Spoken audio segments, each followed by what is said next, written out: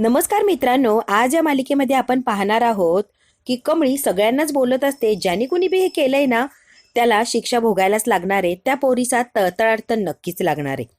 आणि लगेच राजनकडे बघते आणि म्हणते, राजन काका, आता तरी विश्वास आहे का की मी सगळं खरं बोलतीये? मी काही खोटं बोलत नाहीये किंवा कुठला ड्रामाही करत नाहीये. खरंच कमळी, तुझ्यामुळे आज वाचलो मी. नाही तर मी असंच समजलं असतो की माझी मुलगी या जगात नाहीये. मी खरंच जगण्याला काही अर्थच नाही असं समजायला लागलो होतो आणि नैराश्यात गेलो होतो. पण कमळी, आज खूप मोठ्या संकटातून तू मला वाचवलंय. खरंच तुझे आभार आहे. राजन कमळीला असं म्हणतो आणि पटकन आदितीच्या आईबाबांच्या जवळ खाली बसून घेतो. हे बघा दादा वहिनी, मुलीचं जाणं त्याच्याने आई बाबाला काय दुःख होतं, या दुःखातून मी गेलोय. त्यामुळे मी चांगलं समजू शकतो सध्या तुमच्यावर काय परिस्थिती आहे.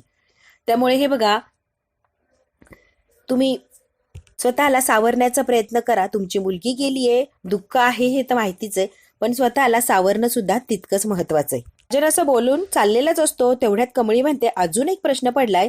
ज्या गाडीत गौरी मावशी होत्या त्या गाडीमध्ये आदितीची डेड बॉडी कशी आली, हा प्रश्न मला सारखा सारखा सतावतोय. राजन म्हणतो, याचा अर्थ कोणीतरी मोठा डाव रचलाय, म्हणून तर माझी बायको हॉस्पिटलमधून पळाली असेल का स्वतःचा जीव वाचवायला.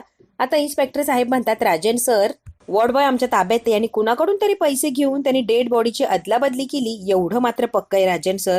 आता पुढे सुद्धा तो नक्कीच बोलतो होणार आणि सगळं काही जे केलंय ते आपल्या समोर येणारच. इन्स्पेक्टर आता कामिनीकडे बघतात आणि म्हणतात की रिमांडमध्ये घेतलं की सगळेच पोपटासारखे बोलायला लागतात. आतापर्यंत गप्प आहे, पण इथं रिमांडमध्ये घेतला की कसा बोलतोय बघा तुम्ही. रागिनी आणि कामिनीने अगदी खाली माना घातलेले असतात. इन्स्पेक्टर म्हणतात, आमचा असा एक अंदाज आहे, ज्या व्यक्तीने आदितीची बॉडी गाडीत ठेवली त्याच बॉडीने वॉर्डबॉयला पैसे दिले आणि सगळं काही कृत्य करायला लावलं आणि ऍक्सिडेंट घडून आणला. आम्हाला 100% खात्री बघा राजन सर. पोलिसांनी सुद्धा त्यांच्या पद्धतीने अंदाज लावलेला असतो. सगळं आपण ओळखू आणि कोणी काय केलं ते सीसीटीव्ही फुटेजमध्ये तर कळणारच आहे. आणि सीसीटीव्हीमुळे तुमची बायकोचा सुद्धा शोध लवकरात लवकर लागेल. तुम्ही अजिबात टेन्शन घेऊ नका. राजन म्हणतो, इन्स्पेक्टर साहेब, काय करायचंय ते लवकरात लवकर करा आणि माझी गौरी माझ्यापर्यंत सुखरूप अशी पोहोचवा. तुम्ही काळजी करू नका राजन सर, सगळं काही आम्ही व्यवस्थित बघतो. इन्स्पेक्टर साहेब आदितीच्या आई वडिलांना घेऊन जातात. तुम्ही हॉस्पिटलमध्ये चला, थोड्या फॉर्मॅलिटीज बाकी आहे तेवढ्या कम्प्लीट करा, मग आदितीची बॉडी तुमच्याकडे देतो. आता आदितीचे आई वडील इन्स्पेक्टर सोबत निघून गेलेले असतात. आता लगेच थोड्या वेळाने नयनतारा म्हणते, राजन आम्ही सुद्धा निघतो. सतीश, नयनतारा, साईबा, ऋषी आता सगळेच निघून गेलेले असतात. सगळे निघून गेल्यावर कामिनी आणि रागिनीही आत जातात. आता राजन कमळीच्या जवळ येतात आणि कमळीचा हात पकडतात. कमळी, म्हणजे माझी मुलगी अजूनही जिवंत आहे आणि ती सापडण्याचे चान्सेस आहेत. कमळी आता फक्त मान हलवते राजनकडे बघून. इकडे आता गौरी रस्त्याने फिरत असते, स्वतःचा जीव वाचवत असते. गौरी आता खूप दमलेली असते, अगदी पळून पळून तिला त्राणच राहिलेले नसतात. एक मंदिर दिसतं देवी आईचं, त्या मंदिराच्या पायरीवर येऊन बसते, खूप दमलेली असते. देवीचा आशीर्वाद घेते आणि जागेवरच बसून घेते. तेवढ्यात काय गुरुजी येतात आणि म्हणतात, ओ ताई, ही देवीची ओटी घ्या, तुमच्या नशिबी आहे. आणि तिला देवीने ओटी दिलेली असते. ती त्या हॉस्पिटलमधल्या ड्रेसवरच फिरत असते. साक्षात देवीने गौरीला ओटी दिलेली असते, म्हणजे साडी वगैरे मिळालेली असते गौरीला. गौरी आता ती ओटी हातात घेते आणि पाया पडते आणि देवीचे आभार मानते. इकडे आता अन्नपूर्णा आजीची खूप अशी वाईट कंडिशन असते. अजिबात ती हसत नसते, बोलत नसते, काही रिॲक्ट होत नसते, खात पीत सुद्धा नसते. आजीला जबरदस्तीने खाऊ घालण्याचा प्रयत्न करत असतात, पण ती काय खात नसते. तेवढ्यात काय राजन पळत येतो, आई, अगं आई, तुझी नात जिवंत आहे, माझी मुलगी जिवंत आहे. इतक्या दिवस देवी आईची जी काही प्रार्थना केली आहे तू, तर अगदी सफळ झाली आहे. माझ्या मुलीला आणि तुझ्या नातीला काही एक झालेलं नाही, अजून व्यवस्थित आहे आणि ती सापडण्याचे चान्सेस सुद्धा आपल्याकडे आहे. त्यामुळे प्लीज तू आई टेन्शन घेऊ नको आणि या काळजीतून बाहेर ये ना ग. अगं आई, मी काय बोलतोय माझ्याकडे लक्ष दे ना. राजन आता खूप प्रयत्न करत असतात अन्नपूर्णा आजीला बोलतं करण्याचा किंवा त्यांनी काहीतरी रिॲक्ट करावं, पण अन्नपूर्णा आजी अगदी स्तब्ध असतात, त्या काही रिॲक्शन देत नसतात. राजन आता अन्नपूर्णा आजीला बोलतं करण्याचा प्रयत्न करत असतात. अन्नपूर्णा आजी बोलत नसते. राजन अगदी रडायला लागलेले असतात, तरी सुद्धा अन्नपूर्णा आजीवर काही एक परिणाम नसतो. त्यामुळे आता अन्नपूर्णा आजीच्या जवळ बसलेली असते. आजी, होय, ज्याने कोणी हे घडवून आणलंय ना त्याला फक्त आणि फक्त तुम्हाला दुःखात बघायचं असणार, म्हणून काय केलंय बघा सगळं. तुम्ही या सगळ्यातून बाहेर या आणि तुमच्या नातीला परत शोधायला सुरुवात करा. तुमची नात जिवंत आहे आजी अजून. कमळी सुद्धा आता अन्नपूर्णा आजीला समजून सांगण्याचा प्रयत्न करत असते आणि समजावून सांगत असते, तुम्ही लवकरात लवकर बऱ्या होऊन या सगळ्या याच्यातून बाहेर या. त्या लोकांचा जो इरादा आहे तो कधीच कामयाब होऊ देऊ नका. आजी, तुम्ही प्लीज सगळ्या याच्यातून बाहेर या ना. कमळी आता खूप रिक्वेस्ट करत असते आणि अन्नपूर्णा आजीला बाहेर या असं सारखं सांगत असते. त्यांना एक प्रकारचा असा सदमा पोहोचलेला असतो, त्यामुळे आजी अगदी बधीर झाल्यासारख्या झालेल्या असतात. कमळी म्हणते, आम्हाला आमच्या अन्नपूर्णा आजीला पहिल्यासारखं बघायचंय, आम्हाला हसतानी बोलतानी तडफदारपणे काम करताना बघायचंय. आजी प्लीज तुम्ही परत या आमच्यामध्ये. कमळी म्हणते, एकच इच्छा आहे हो, हसत खेळत असणाऱ्या अन्नपूर्णा आजी आम्हाला बघायच्या आहे. लवकर या आजी बाहेर या सगळ्यातून. ऋषी म्हणतो, आजी प्लीज काहीतरी बोला, तुमची नात नाही गेलीये. ती जी मुलगी होती ती कोणीतरी दुसरीच होती, तुमची नात नव्हती ती, आणि हे सिद्ध सुद्धा झालंय. आजी प्लीज तुम्ही काहीतरी बोला. राजन सुद्धा समजावून सांगत असतो, आई हो ना ग बरी, आई तू अशी दुःखात मला नाही बघवत आहे, ये सगळ्या गोष्टीतून बाहेर. तुझी नात जिवंत आहे कळालंय ना, मग का हे सगळं घेऊन बसलीये तू. पण म्हणता, तुझ्या सुनेला, माझ्या बायकोला, माझ्या मुलीला शोधायचंय ना, मग आई ये ना ग बाहेर. तुझ्याशिवाय मी एकटा कसं शोधू, तू असली तरच आपण शोधू शकतोय, तुला चांगलं माहितीये ना. रडत असतात, इतके हताश झालेले असतात की त्यांना अन्नपूर्णा आजी या अवस्थेत बघवतच नसतात. फार वाईट अशी अवस्था अन्नपूर्णा आजीची असते. आता अनिकाचा काहीतरी वेगळा ड्रामा चालू असतो. ग्रॅनी आजी, आय कांट बिलीव्ह दिस. कामिनी आणि रागिनी खाली माना घालून बसलेले असतात. अनिका एकटीच तमाशा सुरू केलेला असतो. आजी तू असं कसं करू शकते, तुझं डोकं कुठे होतं, जागेवर नव्हतं का. म्हणते, हिच्या प्लॅन मध्ये ना कधीच लॉजिक नसतो. ही पण फेल होते आणि आपल्यालाही फेल करते. प्रत्येक वेळेला तोंडावर पाडते आणि पनिशमेंट मात्र मला मिळते. म्हणजे माझे ना डोकं फिरलंय डोकं. काय बोलू, मला काही बोलायचं कळतच नाहीये. खरं तर ना तुला मॅड आजी बोलायला पाहिजे, पण मी चुकून तिला मॅड आजी बोलते. खरी मॅड आजी तू आहेस ग. नाही, तुला ना काही नावच ठेवत नाही, कारण नाव ठेवायचं नाहीच राहिले. तुला काय बोलू आता मी. सतत मला म्हणते ओव्हर कॉन्फिडन्स, ओव्हर कॉन्फिडन्स. अगं ओव्हर कॉन्फिडन्स तर तुझ्यामध्ये, माझ्यामध्ये नाही, म्हणून तर प्लॅन फसतात ना. आणि का इतकी बड बड बड करत असते. कामिनी आणि रागिनी फक्त ऐकत बसलेले असतात. ती का म्हणते, ओ गॉड, कशी ग्रॅनी आजी देऊन ठेवली मला, नेहमी पचका करते प्लॅनचा. गिनी म्हणते, आणि का जरा गप्प बसती का, डोकं जरा शांत होईल. गिनी म्हणते, आई काय झालंय ग, सगळे फसलं का प्लॅन. तुझी टॅगलाईन कुठे, वर्मावर घाव. कामिनीचा डाव म्हणजे वर्मावर घाव. कुठे गेला घाव, या वर्मावर घाव. आणि का तर बोलतच असते. आता कामिनी गप्प बसलेली असते आणि आता गप्प बसून रागिनी सुरू झालेली असते. आता कामिनीचंही तोंड बंद असतं आणि अनिकाचं सुद्धा. आता मात्र रागिनीचं तोंड सुरू होतं आणि अशी काय बोलत असते ह्या कामिनीला. स्वतः खड्ड्यात पडते, तोंडावर पडते आणि मला आणि अनिकाला सुद्धा घेऊन पडते. का म्हणते, नाही नाही नाही नाही, आता काही बोलूच नको ग तिला. या वेळेला पोलीस जर आले ना इन्व्हेस्टिगेशन करायला, तर काय करणार आहे मी, वर हात करणार आणि ग्रॅनी आजीला समोर लोटून देणार. कारण मी नव्हतेच प्लॅन मध्ये. फक्त आणि फक्त मी काहीच केलेलं नाहीये. सगळं काही ह्या ग्रॅनी आजीने केलंय. मी तर बाबा कशातच राहणार नाहीये, इलाच ढकलून देणार पोलिसांच्या समोर. आणि ममा तू सुद्धा लांबच राहा, हिच्या नादाला लागू नको, नाहीतर जाशील जेलमध्ये. का म्हणते, अगं तू ममा कुठे जाणार नाही, तू बॅग पॅक कर, कारण तू सुद्धा हिच्या सोबत जेलमध्ये जाणार. तुझी ममा आहे ना ती. मी का बॅग पॅक करू, मी कुठे जात नसते. अगं आता तुझी आई जाणार म्हटल्यावर तू पण जा की. आणि का इतकी बोलते या दोघींना. आता मात्र रागिनी घाबरलेली असते. तिला असं वाटतं की कामिनीच्या सोबत ती सुद्धा जेलमध्ये जाणार. कामिनी म्हणते, गप्प बसा, काहीही बडबड करताय, कुठेही कुणी जाणार नाहीये. आणि काय ग, माहिती ना मला स्वतःला, सगळं काही मीच केलंय, मग तुम्ही सांगण्याची काही गरज आहे का, गप्प बसा. कामिनी म्हणते, तुम्हा लोकांची अक्कल तरी आहे का, तेवढी बुद्धी तरी चालते का, आणि मला शहाणपणे शिकवायला चालले. कामिनी म्हणते, आता त्या वॉर्डबॉयने जर मध्ये माती खाल्ली तर मी काय करणार आहे, खातोय माती तर खाऊ दे. वॉर्डबॉयला मी काय सांगितलं, डेड बॉडी हवी आहे म्हणून. मला वाटलं दिन डेड बॉडी तो, मला काय माहिती त्या आदितीची डेड बॉडी उचलून देणार आहे तो. मूर्ख माणूस. कामिनी म्हणते, तुमच्या दोघींसारखा मूर्ख माणूस. गिनी म्हणते, हो आमच्यासारखा मूर्ख.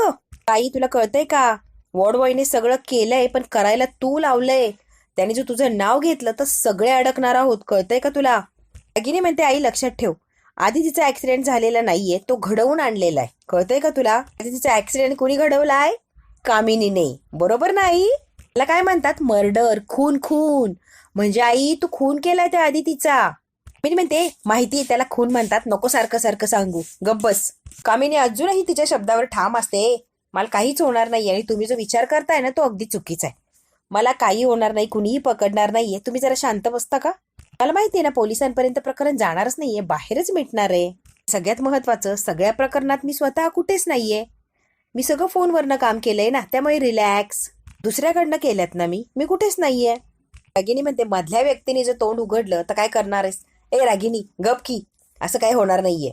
इकडे आता कमळी, ऋषी, राजन, अन्नपूर्णा आजी, आजोबा सगळेच त्या रूम मध्ये असतात. आता हे तिघे नाराज असतात तर कमळी आणि ऋषी त्यांना आधार देण्याचं काम करत असतात. राजन काका, तुम्ही रडताय काय आणि असे खचून का जाताय तुम्ही? आजीला या सगळ्या गोष्टीतनं बाहेर काढायचंय आपल्याला. त्यांचं खच्चीकरण झालंय, त्यांना जरा उभारी द्यायची आहे. तुम्ही स्वतः रडू नका आणि अशी खचून जाऊ नका. नव्या उमेदीने उभे राहा आणि आजीला सावरण्याचा प्रयत्न करा.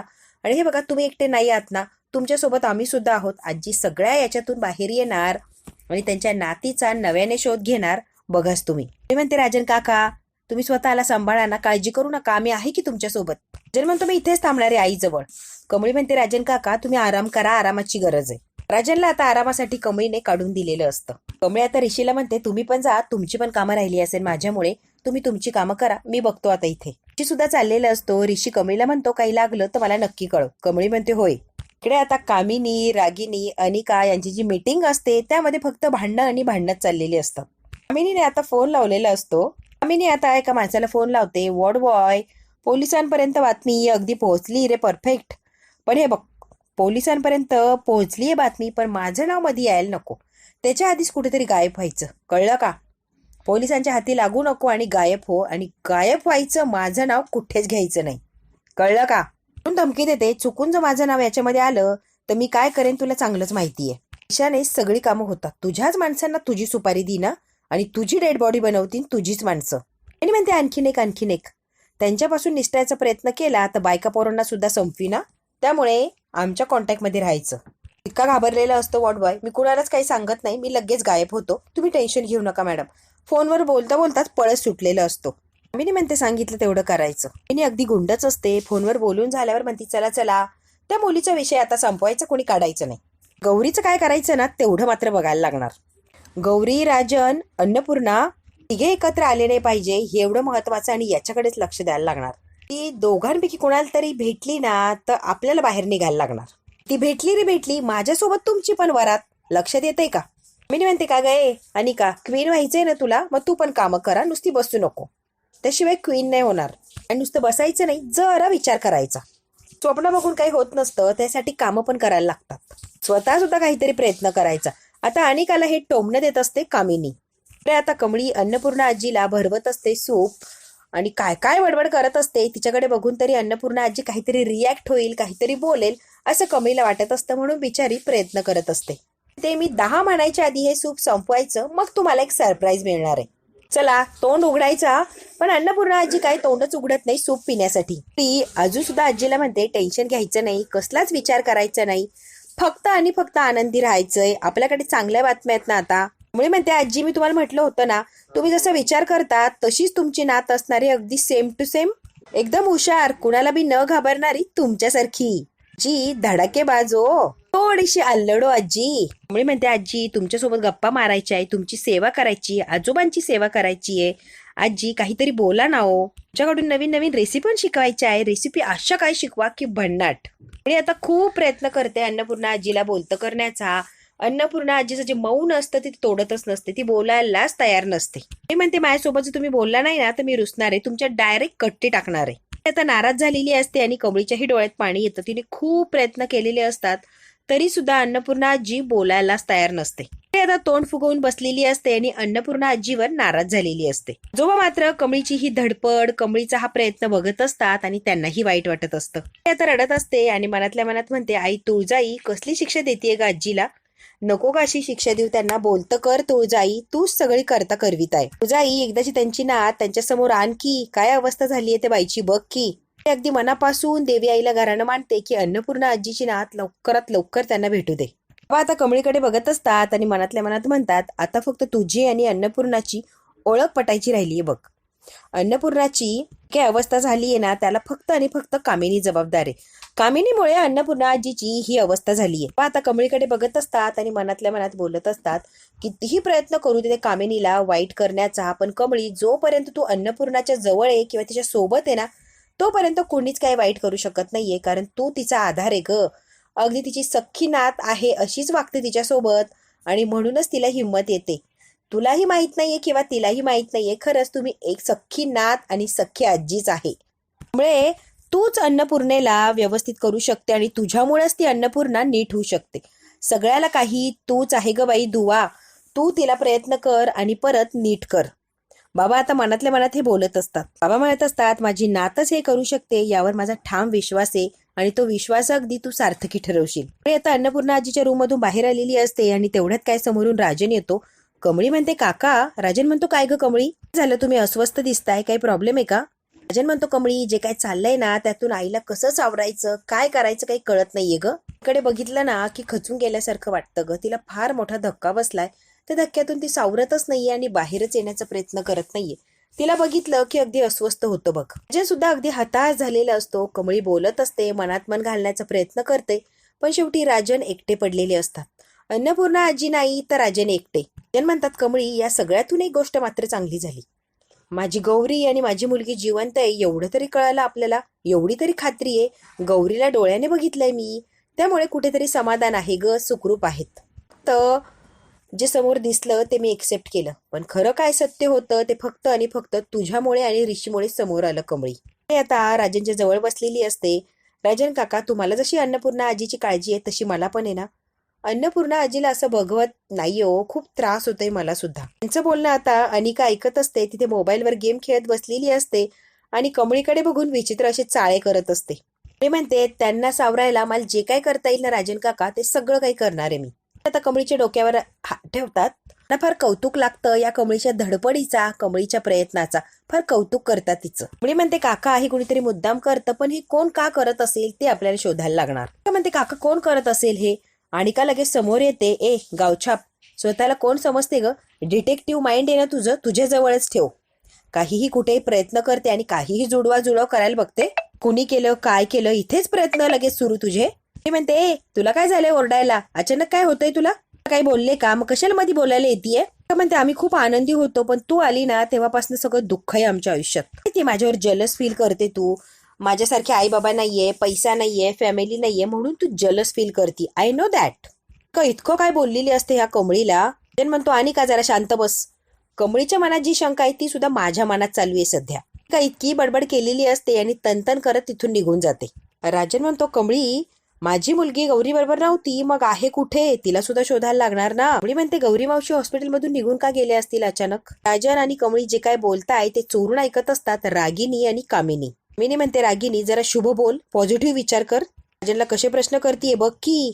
तिचे डोकं आहे ना जरा जास्तच चालतं बरं. राजन म्हणतो हॉस्पिटलचा सीसीटीव्ही फुटेजच चेक करतो. राजन म्हणतो चौकशी केली तर नक्कीच काही ना काहीतरी माहिती मिळणार आपल्याला. राजन म्हणतात गौरी जर मुंबईत येते तर मी नक्कीच तिला शोधून काढणार. राजन आता गौरीला शोधणार असतात मुंबईतच. बघू आता राजनला गौरी सापडणार का, बघू उद्याच्या भागात. पण आत्ता थोडक्यात बघूया उद्या काय होणार आहे.